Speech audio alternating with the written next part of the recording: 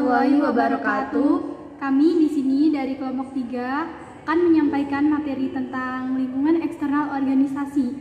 Perkenalkan, nama saya Friska Indriani dengan NIM 230803102034 dan teman saya Yani Fatmawati dengan NIM 230803102046. Simak video kita sampai selesai. Di sini ada 3 pokok pembahasan. Yang pertama yaitu pengertian lingkungan eksternal, yang kedua yaitu pihak-pihak pada lingkungan eksternal mikro, dan yang ketiga yaitu pihak-pihak pada lingkungan eksternal makro. Lingkungan eksternal organisasi ialah faktor-faktor di luar yang mempengaruhi suatu organisasi, yang terdiri dari bermacam jenis unsur, yang sejumlah besar tidak bisa dikontrol dan berpengaruh dalam pembuatan keputusan oleh manajer. Lingkungan eksternal memberi informasi kepada suatu organisasi berbentuk masukan-masukan yang diperlukan, seperti bahan baku, dana, tenaga kerja, dan energi yang selanjutnya ditransformasikan jadi produk dan jasa, yang disebut keluaran-keluaran kepada lingkungan eksternal. Selanjutnya yaitu faktor lingkungan eksternal. Lingkungan eksternal terdiri dari unsur-unsur yang terdapat di luar organisasi. Sebagian besar tidak dapat dikendalikan dan memiliki pengaruh dalam pembuatan keputusan seorang manajer. Sehingga perlunya seorang manajer mengetahui unsur-unsur lingkungan eksternal yang dapat mempengaruhi kinerja organisasinya. Pada umumnya, lingkungan eksternal organisasi yaitu perubahan perekonomian, perilaku konsumen atau masyarakat, peraturan dari pemerintah, perkembangan teknologi, politik, dan lain sebagainya.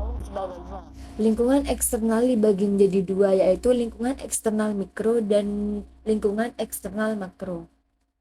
Yang A yaitu lingkungan eksternal mikro. Lingkungan ini memiliki pengaruh langsung terhadap kegiatan manajemen, terutama terhadap dunia usaha perusahaan. Komponen yang penting dalam lingkungan ini ialah para pesaing yang akan dihadapi perusahaan, para pelanggan yang harus dilayani, lembaga-lembaga keuangan, para penyedia atau supplier, serta perwakilan-perwakilan pemerintah. Yang pertama yaitu para pesaing atau rival. Lingkungan persaingan perusahaan tercermin dari tipe, jumlah, dan norma-norma perilaku organisasi pesaing. Yang kedua yaitu para pelanggan atau customer. Strategi dan kebijakan taktik pemasaran perusahaan sangat tergantung dari situasi pasar dan langganan. Karena pada dasarnya setiap hasil keluaran dari perusahaan, baik itu jasa maupun produk, untuk melayani ataupun dijual ke pasar. Yang ketiga yaitu pasar tenaga kerja atau labor supply. Organisasi memerlukan sejumlah karyawan dengan berbagai macam keahlian, kemampuan, dan pengalaman.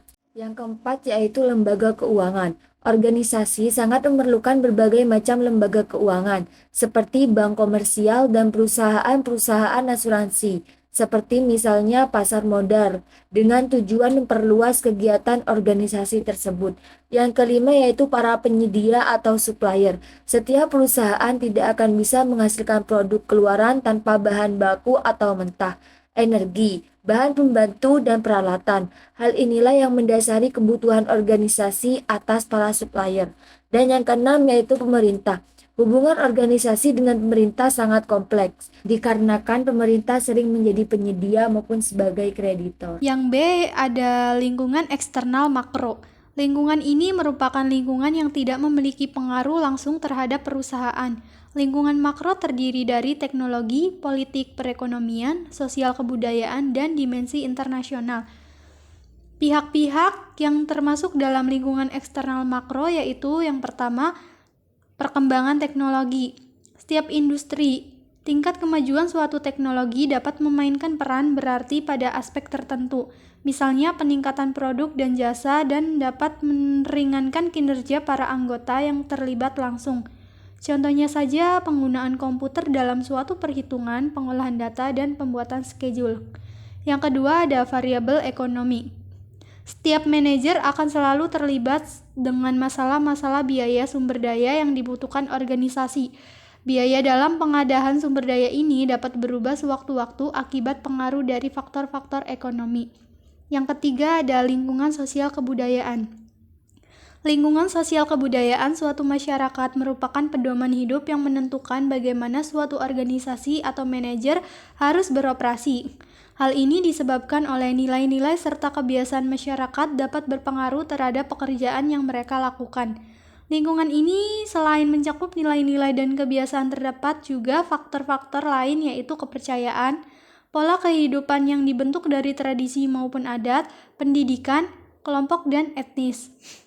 Yang keempat yaitu ada politik dan peraturan. Politik dalam suatu periode terbentuk dapat menentukan operasi perusahaan. Seseorang manajer tidak mungkin mengabaikan iklim politik dan peraturan yang berhubungan dengan ruang lingkupnya. Dan yang terakhir ada dimensi internasional. Komponen ini dapat menyajikan kesempatan maupun tantangan yang dapat berpengaruh langsung bagi perusahaan. Kekuatan-kekuatan internasional ini mencakup politik dunia, kebijakan impor-ekspor, dan tingkat pertukaran mata uang asing yang dapat mempengaruhi pengadaan sumber daya maupun bahan baku suatu perusahaan. Sebagai kekuatan yang berada di luar jangkauan perusahaan, sehingga keadaan ini hanya dapat memberikan pengaruh dan sangat jarang organisasi yang dapat memberikan pengaruh balik yang berarti, sehingga seorang manajer perlu menganalisa dan mengantisipasi segala kemungkinan yang bersumber dari dunia internasional. Sekian materi yang dapat kita sampaikan, semoga bermanfaat bagi kita semua. Terima kasih. Assalamualaikum warahmatullahi wabarakatuh.